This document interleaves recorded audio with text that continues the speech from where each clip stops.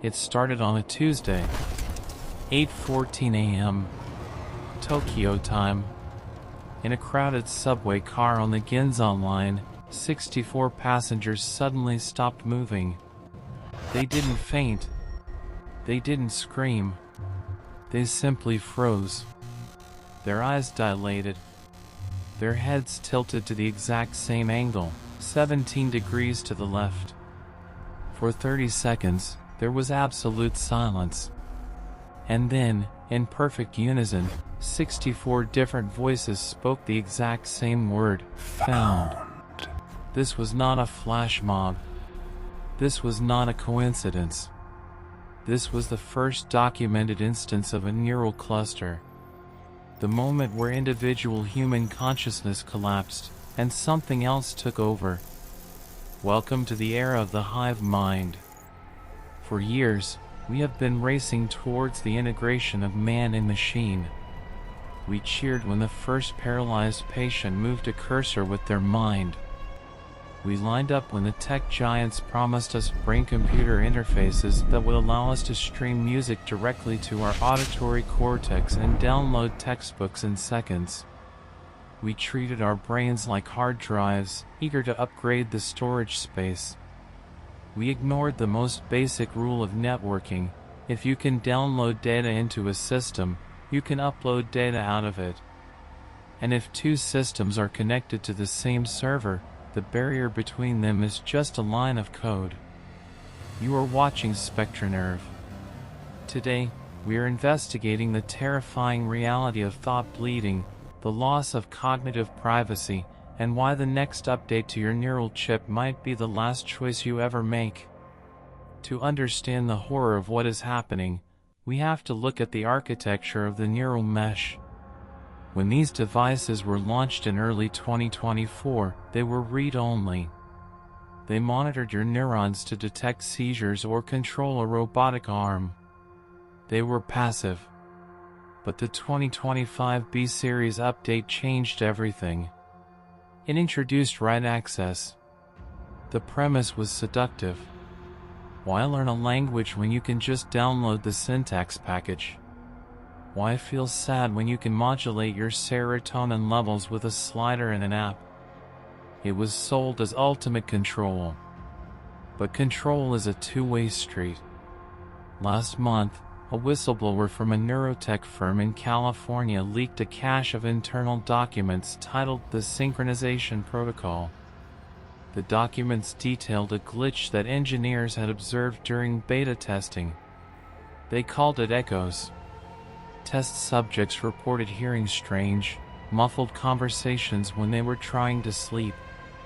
They weren't auditory hallucinations. They were the internal monologues of other test subjects in the facility. The firewall between brains was failing. Instead of recalling the product, the company patched it. They applied a noise-canceling filter to the neural feed. They didn't stop the leak, they just muted it. But the connection remained. And like any network, the traffic grew. Imagine waking up with a memory that isn't yours. You remember the smell of a house you've never visited. You remember the pain of a broken leg, even though your bones are intact. You feel a sudden, overwhelming surge of grief for a person you have never met. This is emotional contagion.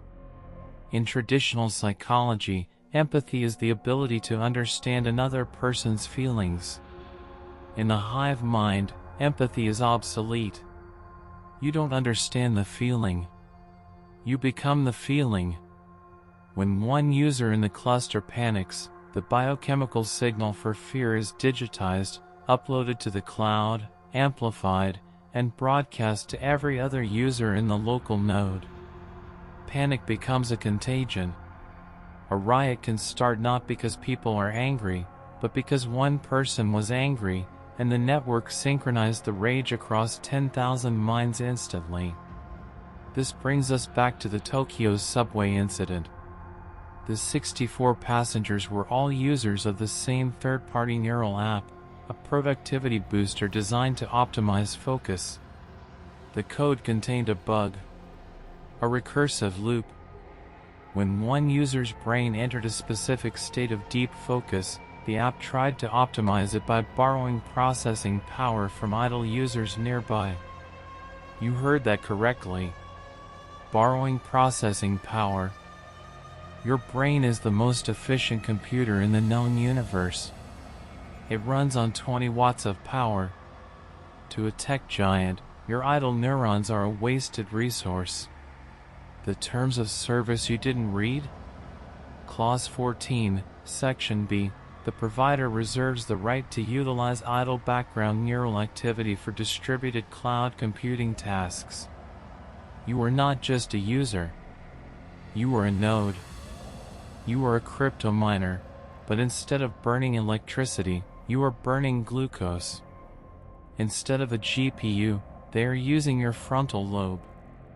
The subway passengers froze because the system seized 90% of their motor cortex functions to solve a cryptographic hash.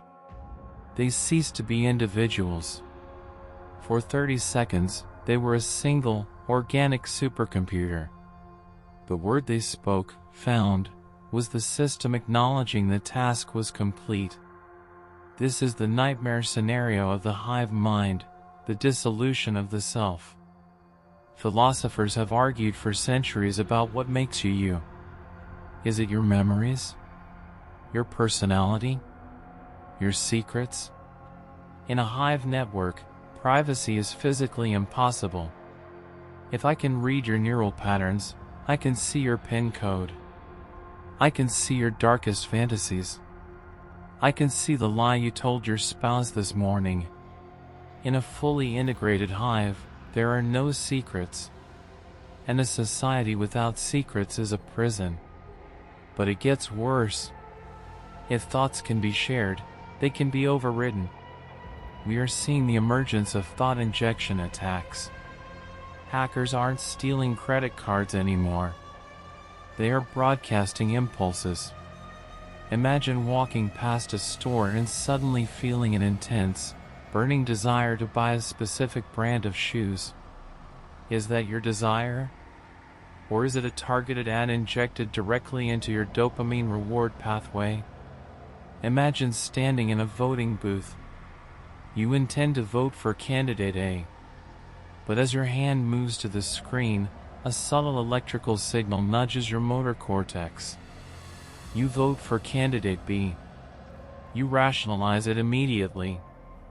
I changed my mind, you tell yourself. The brain is excellent at making up stories to explain its actions.